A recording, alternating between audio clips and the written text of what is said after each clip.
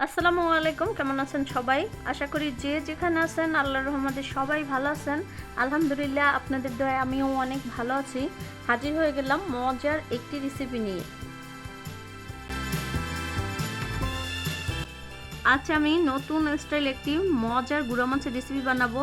আর এখানে আমি গুঁড়া মাছ নিয়ে নিছি, আর মাছটার মাথা কিন্তু আমি কেটে ফেলে দিছি।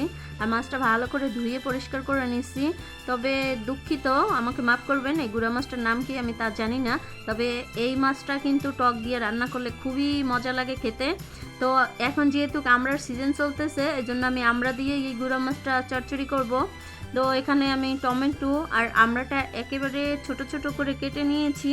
আর কিভাবে কেটেছি এটা দেখেই অবশ্যই বুঝেছেন। তো আমড়াটা চাইলে কিন্তু আপনারা আরেকটু আপনাদের পছন্দ মতো লম্বা লম্বা করে চিকন চিকন করেও কেটে নিতে পারেন। তো এখানে আমি যেই কড়াইতে রান্না করব, আমি সেই কড়াইতে মাছটা দিয়ে দিলাম। আর আমি কেটে রাখা টমেটো আর আমড়াটাও দিয়ে দিলাম। এখানে কিন্তু আমি 250 গ্রাম মাছের ভিতরে 2টা আমড়া দিয়ে দিলাম আর একটা টমেটো। তো আমড়াটা কিন্তু আপনারা চাইলে কমায় অথবা বাড়ায়ও দিতে পারেন। তো এখানে দিয়ে দিলাম 1 চা চামচ হলুদের গুঁড়া, আর 1 চা চামচ ধনিয়ার গুঁড়া, 1 চা চামচ মরিচের গুঁড়া, আর দিয়ে দিলাম স্বাদ মতো লবণ, আর এখানে দিয়ে দিলাম 1 চা চামচ আদা রসুন বাটা, আর দিয়ে দিলাম কিছু কেটে রাখা রসুন, আর দিয়ে দিলাম হাফ চা চামচ জিরা বাটা, আর দিয়ে দিলাম হাফ কাপেরও কম পেঁয়াজ কুচি, আর দিয়ে দিলাম ধনিয়া পাতা। এবারে আমি সরিষার তেল দিয়ে ভালো করে আমি হাত দিয়ে মেখে নিব মাছটা।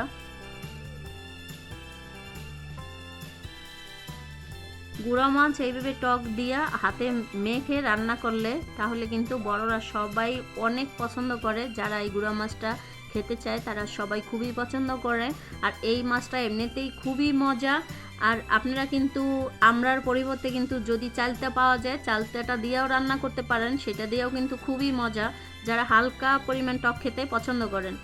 গুঁড়া মাছের ভিতরে বেশি একটা পানি দেওয়া যায় না, আমি পরিমাণ মতো পানি দিয়েছি। এবারে ঢাকনা দিয়ে ঢেকে রান্না করব 10 থেকে 15 মিনিটের মতো। এবারে ঢাকনাটা তুলে দিব, আর ঢাকনা ছাড়াই এখন রান্না করব, কারণ আমি যেই আমরা টমেটোটা দিয়েছি সেটা কিন্তু সিদ্ধ হয়ে গেছে। এবারে আমি ঝোলটাকে একটু শুকিয়ে নিব।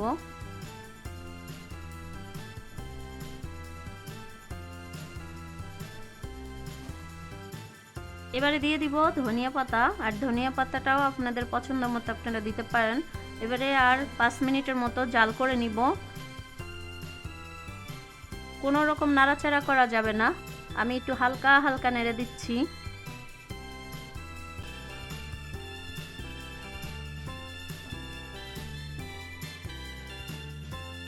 এই রান্নাটা যে এত সহজ আর এত তাড়াতাড়ি এই রান্নাটা করা যায়, এই রান্নাটা করতে গেলে কিন্তু সময়ও বাঁচে আর তাড়াতাড়ি রান্না করাও হয়ে যায়।